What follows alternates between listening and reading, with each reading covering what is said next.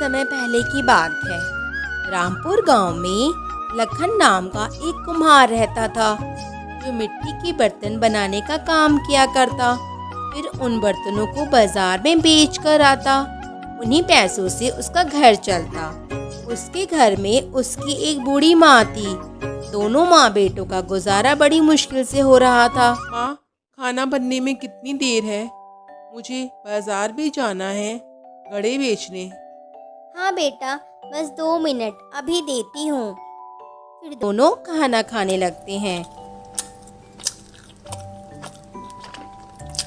अच्छा माँ, तो अब मैं बाजार जाता हूँ। हाँ बेटा, संभल कर जाना और अंधेरा होने से पहले घर वापस आ जाना। भोला मिट्टी के घड़ों को सर पर रखकर बाजार के लिए निकल पड़ता है और सोचता है, मेरी माँ मेरा कितना ध्यान रखती है और अब तो वो बूढ़ी भी हो चुकी है और एक मैं हूँ जो इस उम्र में भी उन्हें आराम नहीं दे पाता। थोड़ी ही देर में लखन बाजार पहुँच गया। आइए भैया, मिट्टी के सुंदर सुंदर घड़ी ले जाएं। भैया जी, ये बड़ा वाला घड़ा कितने का दिया? जी, ये सिर्फ 50 रुपए का है। अरे ये तो बहुत ज्यादा है, मैं तो इसके 20 ही दूंगा। नहीं नहीं भैया, क्यों गरीब का नुकसान करवाते हो, 50 का ही ले लो। अच्छा ठीक है, ना तेरी ना मेरी, 30 रुपए में देना है तो दे। कुछ देर सोचने के बाद लखन, आज तो सुबह से एक भी घड़ा नहीं बिका, 30 रुपए में ही दे देता हूँ। ठीक है भैया, आप 30 में ही ले जाओ। फिर वो घड़ा उस व्यक्ति को लखन बेच देता है।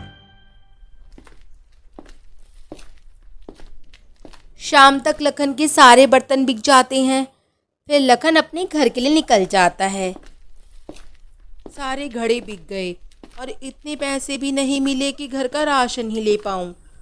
मेरे रखे हुए दाम पर तो लोग घड़े लेते ही नहीं हैं, उसके आधे दाम ही मिलते हैं। इसमें तो कुछ भी कमाई नहीं हो पा रही है।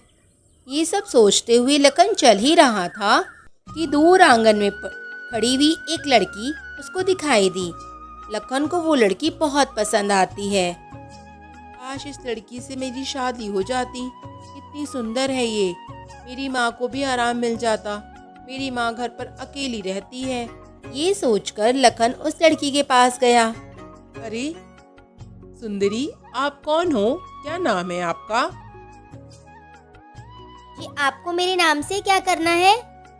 वो मैं आपके पिताजी से मिलना चाहता हूँ। पिताजी घर के अंदर हैं, जाओ जाकर मिल लो। फिर लखन घर में जाता है और लड़की के पिता रामलाल से मिलता है। ओह, तो तुम मेरी बेटी से शादी करना चाहते हो? जी हाँ। क्या करते हो तुम? जी, मैं मिट्टी के बर्तन बनाता हूँ और उन्हें बाजार में बेचकर अपना खर्चा चलाता हूँ। अच्छा, कितना कमा लेते हो?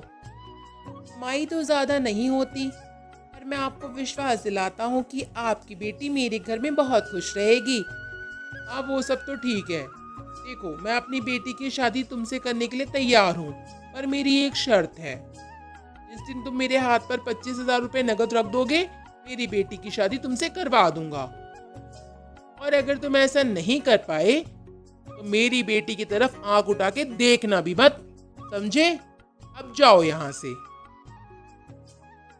बेचारा लखन अपना सा मुंह लेकर चुपचाप वहाँ से चला आया, क्योंकि उसने तो 25,000 रुपये आज तक देखे भी नहीं थे। फिर भला रामलाल को 25,000 रुपये जैसी बड़ी रकम कहाँ से चुकाता? बेचारा यही सोचता है, 25,000 रुपये तो बहुत ज्यादा हैं। इतने पैसे मैं कैसे कमाऊंगा? पूरे महीने में भी ऐसे पैसे नहीं जोड़ पाऊंगा। लगता है मेरे भाग्य में वो सुंदरी है ही नहीं। लखन फिर घर आ जाता है और अपनी माँ को सारी बातें बताता है। बेटा, तू चिंता मत कर, अगर तेरी किस्मत में वो लड़की होगी तो जरूर मिलेगी। तू बस मन लगाकर काम कर। अगले दिन भोला अपना काम करने लग जाता है। फिर उसकी माँ उसके पास आकर बोलती है, लखन बेटा, मैं पास के गांव में जा रही हूँ। वहाँ तुम्हारी मौसी बहुत बीमार है। शाम तक लौट कर आ जाऊंगी। मैंने खाना बना दिया है। समय से खाना खा लेना। बिना कुछ खाए पिए बाजार मत निकल जाना। जी माँ, आप चिंता न करें, आप मौसी को देख कर आइए और शाम को जल्दी आ जाइएगा। उसकी माँ वहाँ से चली जाती है। लखन खाना खाकर आराम करने लगता है और उसकी आंख लग जाती है। कुछ समय के बाद बारिश होने लगती है। हड़बड़ाहट में लखन उठता है और बाहर आता है तो देखता है उसके बनाए हुए घड़े मिट्टी में घुल गए हैं। हे भगवान, ये क्या हो गया? आप मेरे ही साथ ऐसा क्यों कर रहे हैं? मेरी तो सारी मेहनत बर्बाद हो गई। बेचारा वहीं बैठकर उदास हो जाता है। शाम को उसकी माँ लौटती है। ये सब देखकर वो भी उदास होती है। बेटा, भगवान भी हम गरीबों को ही सताता है। चल अब तू उदास मत हो, कल फिर से घड़े बनाना। हाँ माँ। अगले दिन वो घड़े बेचने के लिए फिर से बाजार जाता है। घड़े बेचकर शाम को जब वो वापस आ रहा होता है तो उसको बहुत थकान होती है और वो एक पेड़ के नीचे बैठ जाता है। वहाँ उसकी आंख लग जाती है। तभी एक बुजुर्ग व्यक्ति वहाँ पर आते हैं और उसे आवाज देते हैं, बेटा सुनो बेटा, मेरी मदद करो, मैं बहुत बीमार हूँ। ये कहते हुए वो बूढ़ा व्यक्ति बेहोश हो जाता है। अचानक से फिर लखन की आंख खुलती है। बाबा, अरे बाबा, ये क्या हुआ आपको? लगता है इन बाबा की तबीयत ज्यादा खराब है। मैं इन्हें घर ले चलता हूँ। फिर लखन उन बूढ़े व्यक्ति को अपने घर ले आता है, उनकी सेवा करता है, उन्हें भोजन करवाता है। बूढ़े व्यक्ति फिर लखन को कहते हैं, बहुत बहुत धन्यवाद बेटा। मैंने तुम्हें आवाज दी पर पता नहीं क्यों कमजोरी के कारण एक दो बार बोलने के बाद ही मैं बेहोश हो गया। भला हो तुम्हारा जो तुम मुझे यहाँ ले आए, मेरी सेवा की, मुझे भोजन कराया।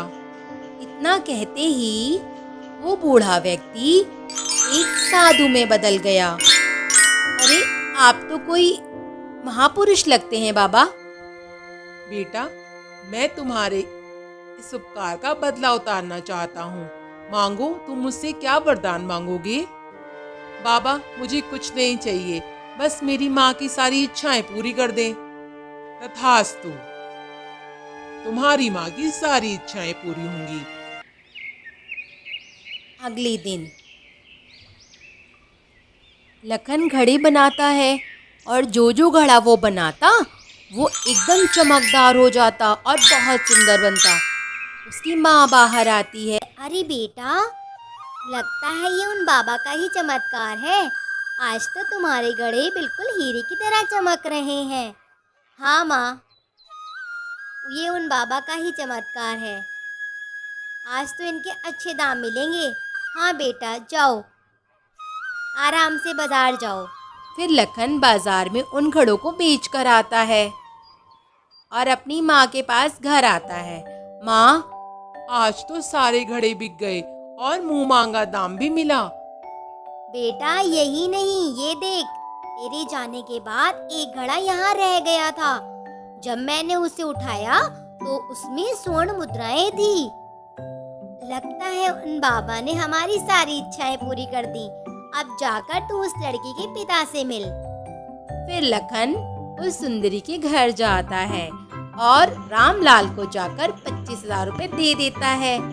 अरे वाह, तुमने मेहनत से 25,000 रुपए इतनी जल्दी कमा लिए। तुमसे अच्छा लड़का तो मेरी बेटी के लिए हो ही नहीं सकता।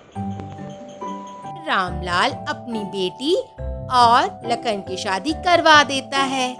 लखन अपनी पत्नी और माँ के साथ हंसी खुशी अपने घर में रहने लगता है।